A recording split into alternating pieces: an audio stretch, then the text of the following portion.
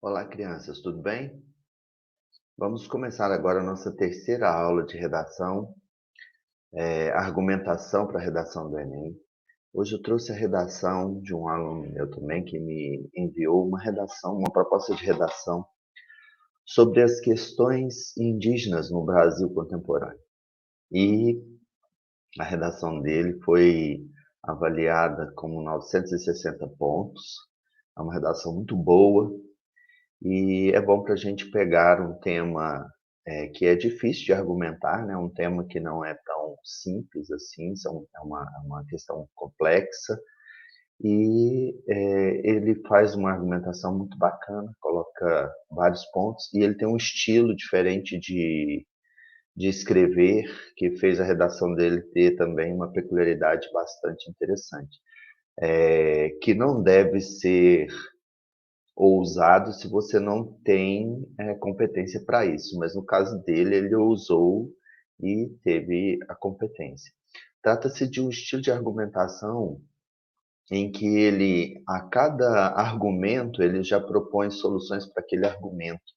Então, ao invés dele só colocar a solução lá no final, como é aquele esquema, né?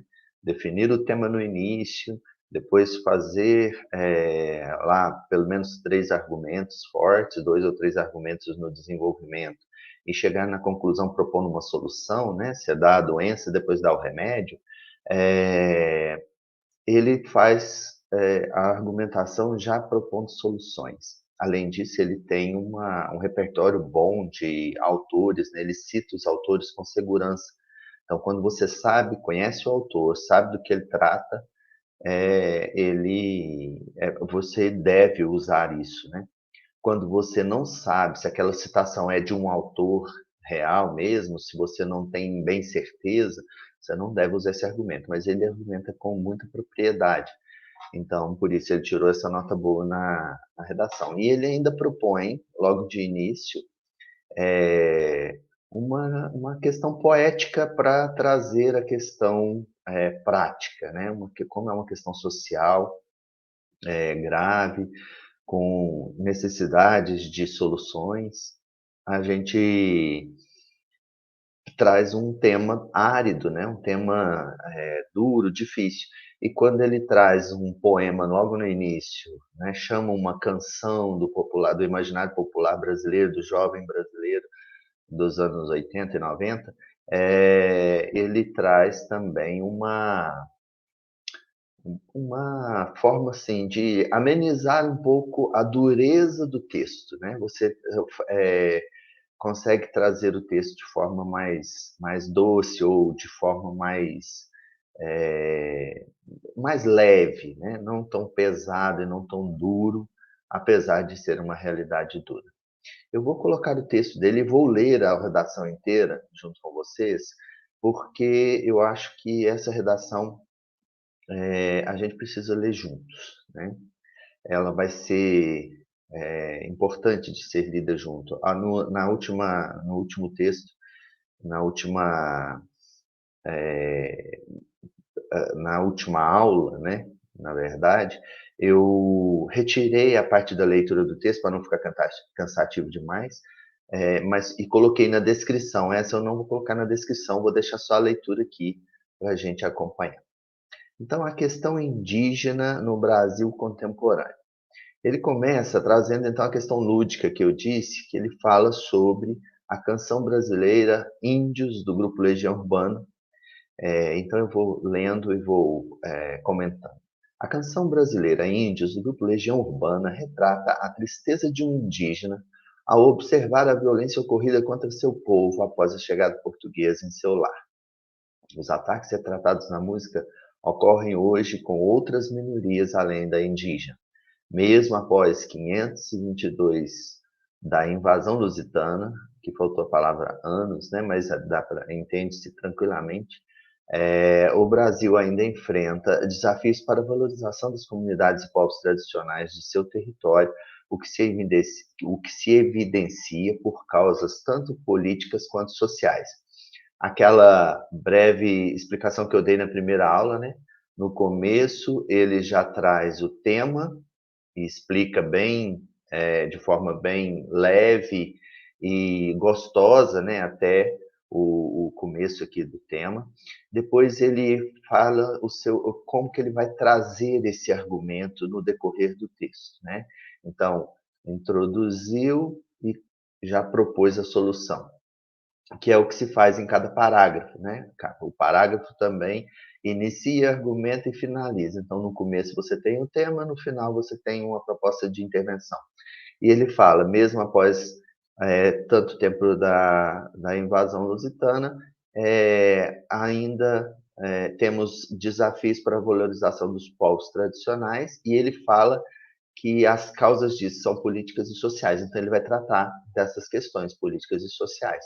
Lembrando que o que se fala aqui no começo deve acontecer lá no desenvolver e no final, porque se você anuncia algo e não aparece lá na frente, então você não deveria ter anunciado. No caso dele, ele anuncia e traz para frente, eu vou evidenciar com vocês. Depois ele fala no primeiro parágrafo: em primeira análise, o país não oferece o devido apoio financeiro e social para as populações tradicionais. Ele não fala que não oferece, ele não fala que oferece demais, ele fala que não oferece o devido, quer dizer, não está adequado o apoio financeiro e social, mas existe algum apoio, né, que não é o adequado, na opinião dele. Nessa direção, o economista Eduardo Gianetti observou, em oportunidades diversas, que o Estado brasileiro não realiza uma boa gestão das finanças públicas, auxiliando onde não é necessário e não atuando onde é preciso. Então, é um argumento forte, fundamentado num autor que é um autor conhecido no meio acadêmico, né? Eduardo Gianetti, que é um cientista econômico e social. Então, ele vai dizer um argumento, não é um argumento da cabeça dele, que ele tirou da cabeça dele, é um argumento que ele está buscando em uma referência, que é o Eduardo Gianetti. Um exemplo dessa administração anêmica está no atendimento médico precário a aldeias indígenas. Nós vivemos aí recentemente notícias com povos Yanomamis, né, que demonstram esse argumento dele, que é muito válido. Outra evidência do caos estatal é a falta de suporte policial nas terras extrativistas, frequentemente atacadas por garimpeiros. Sendo assim, para acabar com o quadro observado por Janete, o governo deve organizar suas ações. Então, ele critica a organização do governo, ele fala que é um caos estatal, e ele propõe já aqui que o governo deve organizar as suas ações. Contra o caos, organização, né? Então, está muito bem fundamentado o argumento dele e também já uma proposta de solução. Que isso aqui é uma ousadia. Ele ousou e conseguiu argumentar com muita propriedade. Está tudo fechadinho, está tudo amarradinho. Se não fosse assim, ele não poderia fazer, né? É um risco. Você já ousar um estilo diferente se você não tem segurança. No caso dele, ele é um estilo diferente e com segurança. Em segunda análise, a sociedade brasileira possui preconceitos enraizados em sua fundação, diretamente relacionados com as minorias tradicionais. Então, ele fala já de uma outra situação, que são os preconceitos enraizados, culturais, né, na formação do povo brasileiro, sociedade brasileira. Nesse viés, o historiador Leandro Carnal já aponta também, ele não tirou isso da cabeça dele, ele pega alguém que fala sobre isso, que é o Leandro Carnal, apontou em sua obra Todos contra Todos, aqui a segurança dele é mais evidenciada ainda, né? O autor está muito seguro, porque ele cita, inclusive, onde que foi que o Leandro Carnal falou isso, né? Que muitos brasileiros negam seus atos preconceituosos e afirma que são naturalmente pacíficos, o que, ironicamente, apenas contribui para o aumento do ódio contra o diferente, que é uma marca da cultura brasileira, né? Que vários autores, não só o Leandro Carnal traz, que é um povo cordial, que abraça de um lado e crucifica de outro, né? Na frente está abraçando e por trás está fazendo o preconceito, o racismo e várias outras formas de violência velada, né? Uma causa dessa ilusão é a ideia enganosa espalhada por muitos de que o Brasil é um país não violento. E em 2019 ele estava entre os 10 mais violentos do mundo, né? Então é uma ilusão e esse é um argumento também muito forte. Então, o argumento que ele o estilo dele é bem próprio, né? Ele não fala, ele não dá um argumento simplesmente sem fundamentação. Ele dá um argumento e vai fundamentando esse argumento. É um argumento complexo, né? É um parágrafo complexo. E ele fala, no final, uma consequência desse pensamento errôneo é a apatia dos cidadãos brasileiros para com os povos vulneráveis. Nesse aqui, ele não propôs uma solução, mas ele pôs vários argumentos em sequência, né?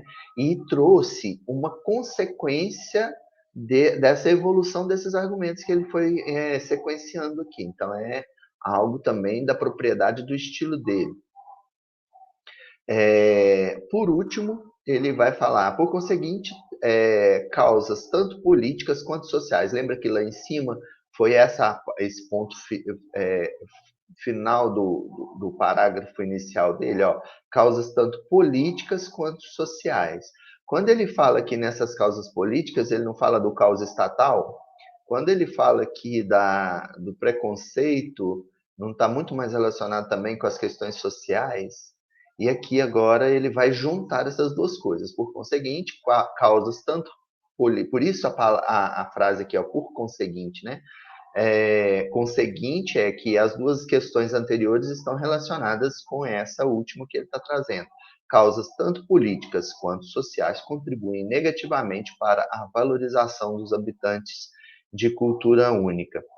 A fim de oferecer melhores condições de vida para essas comunidades, o Poder Executivo, junto da iniciativa privada, por meio de um projeto a nível nacional, deve atribuir um serviço turístico de larga escala nas áreas onde os povos tradicionais habitam, gerando um ambiente econômico autossustentável, e com o intuito de acabar com o preconceito contra esses grupos, o Ministério da Educação, através da educação ética, deve implementar novos componentes curriculares na educação básica, como ciência política e antropologia, colaborando para a formação de cidadãos mais éticos, após tomadas de tais medidas, o futuro dessas comunidades estará em um caminho promissor. Então, aqui ele retoma os dois argumentos, né, que é a questão política e social que ele trouxe antes, e ele traz também a solução que ele acha importante para melhorar. Ele não fala que vai resolver o problema, ele fala que vai estar em um caminho promissor, mas ele dá duas possíveis intervenções importantes, né? Tanto esse projeto a nível social, que seria uma forma de organização, que ele já propôs lá no segundo parágrafo, para gerar turismo autossustentável, e também ele propõe aqui uma outra questão que é intervenção no processo cultural, já que ele aponta erros tanto na organização do Estado quanto culturais, propõe também soluções tanto a nível de Estado quanto a nível de cultura, né? Quando se fala da questão do Ministério da Educação com componentes curriculares que ajudassem a ver melhor essa situação. Então, é uma redação muito boa, né? Que está muito bem argumentada, uma escrita clara e citando autores. Então, esse é um exemplo de redação muito bom. Quando se fala de questão indígena, né? Sempre a gente vai ter várias situações que podem ser tratadas. Essa invisibilidade indígena, o descaso social quanto à cultura indígena, a falta de políticas públicas de acesso à saúde e educação, que ele trouxe na redação dele, né, para a qualidade dos índios, o genocídio e o conflito que há, né, nas reservas indígenas, na demarcação de território. Então, ele trouxe algumas dessas questões. É importante que, como argumento, né, para quem quer falar sobre esse tema, se você souber algumas estatísticas, também ajuda. Por exemplo, segundo o censo do IBGE, a gente tem na faixa de 305 etnias no Brasil, né, que falam 274 línguas indígenas diferentes. Ainda também, segundo o IBGE, de 2011 para 2012, houve um aumento de 817 mil para 896 mil indígenas no Brasil. 42% dos índios brasileiros vivem fora das terras indígenas, é um outro argumento, né? Sendo que 36% deles estão em áreas urbanas. E também esse mesmo censo fala que apenas 0,4% da população brasileira se autodeclarou indígena. São informações importantes que numa argumentação de Enem também podem ajudar, né? A, a proposta de intervenção também é importante, né? Sempre você pode achar novos argumentos, mas alguns deles é o reconhecimento das terras indígenas, o apoio à valorização à população indígena, né, a questão cultural. Então, a redação dele está muito bem argumentada e ele trouxe uma canção, né, que é do imaginário popular dos, dos anos 80 e 90, né, com o grupo Legião Urbana, que é um grupo muito reconhecido no país, que eu vou finalizar esse nosso texto colocando aqui o fundo, que é o fundo dessa música, né? E vou ler o texto para a gente finalizar. Índios, Legião Urbana. Quem me dera ao menos uma vez ter de volta todo o ouro que entreguei a quem conseguiu me convencer que era prova de amizade se alguém levasse embora até o que eu não tinha. Quem me dera ao menos uma vez esquecer que acreditei que era por brincadeira que se cortava sempre um pano de chão de linho nobre pura seda. Quem me dera ao menos uma vez explicar o que ninguém consegue entender. O que aconteceu, que o que aconteceu ainda está por vir e o futuro não é mais como era antigamente. Quem me dera ao menos uma vez provar que quem tem mais do que precisa ter, quase sempre se convence que não tem o bastante. Fala demais por não ter nada a dizer. Quem me dera ao menos uma vez que o mais simples fosse visto como o mais importante, mas nos deram espelhos e vimos um mundo doente. Quem me dera ao menos uma vez entender como um só Deus ao mesmo tempo é três, e esse mesmo Deus foi morto por vocês. Sua maldade, então, deixaram Deus tão triste. Eu quis o perigo e até sangrei sozinho, entenda. Assim pude trazer você de volta para mim, quando descobri que é sempre só você que me entende do início ao fim. E é só você que tem a cura para o meu vício, de insistir nessa saudade que eu sinto de tudo que eu ainda não vi.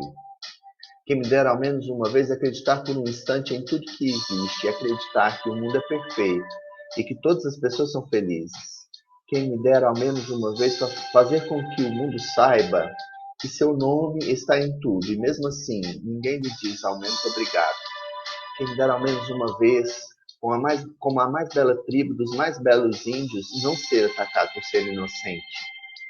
Eu quis o perigo e até sangrei sozinho, entenda. Assim pude trazer você de volta para mim, quando descobri que é sempre só você que me entende do início ao fim. E é só você que tem a cura para o meu vício, de insistir nessa saudade que eu sinto de tudo que eu ainda não vivi. Nos deram espelhos e vimos um mundo doente. Tentei chorar e não consegui.